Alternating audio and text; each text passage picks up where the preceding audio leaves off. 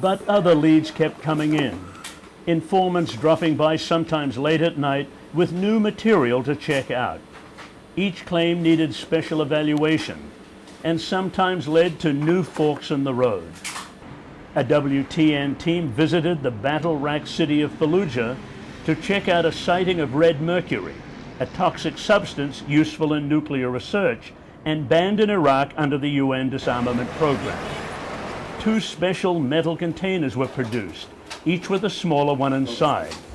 The containers were clearly marked with the name, red mercury, and had prominent warning signs.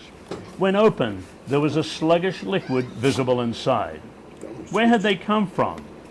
The informant claimed that before the recent war, Saddam Hussein ordered each department head and his secret services to take 2 containers of red mercury home for safekeeping. WTN was unwilling to buy the material and suggested instead it be handed over to the U.S. Army for a reward. Apparently, this was not done. WTN was similarly shown 2 metal containers allegedly filled with the uranium material that were up for sale. If Saddam Hussein had indeed been producing banned toxins, how did he achieve this under the eyes of the many inspection teams that for years roamed Iraq? An Iraqi microbiologist explained what he called Saddam's, quote, pyramid system, unquote. This required 3 teams of 3 men each to separately work on each product in private homes or small offices. The system was introduced by Saddam after his son-in-law Hussein Kamel defected to Jordan in 1996 with chemical weapons secrets. After 6 months, the scientist explained, the teams would be changed and the carefully sanitized locations abandoned for new ones in other cities or towns. This system kept any embarrassing disclosures to a minimum. The scientists suggested that Saddam maintained this expensive, but basically pilot program for any one of 3 reasons. The first, to maintain the mythology of his own aggressive independence. The second, to help morale amongst his large scientific community. And the third, to actually build up enough supplies of toxic materials to be able to eventually deploy them in a war. But where was this material, if it indeed existed? WTN's Wera Sedrel finally thought she had found it when an informant took her to the northern oil city of Kirkuk in late November. There was a stockpile of what seemed to be banned chemical, biological, and maybe even nuclear war materials.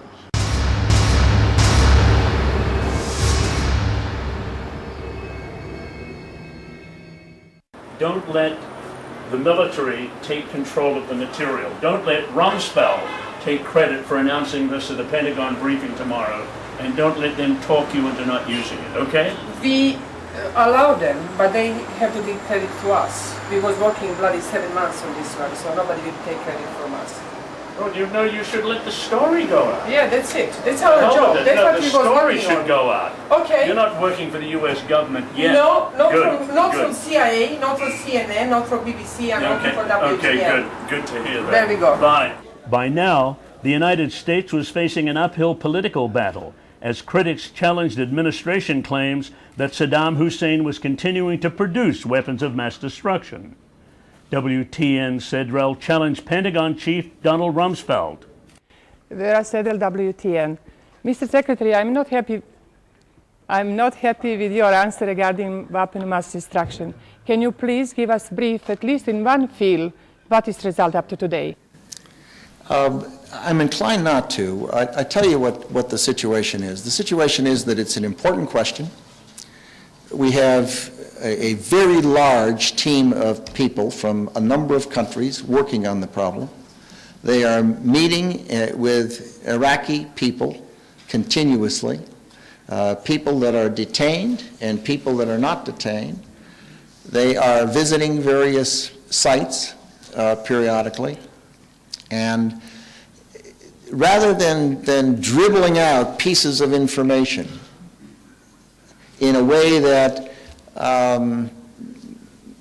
causes confusion or debate or discussion, it strikes me that it's useful to let the leadership of that team, which is basically the Central Intelligence Agency and Dr. okay, proceed in an orderly way and at the right moment bring forward the information they have to the people of the world, and they will do so.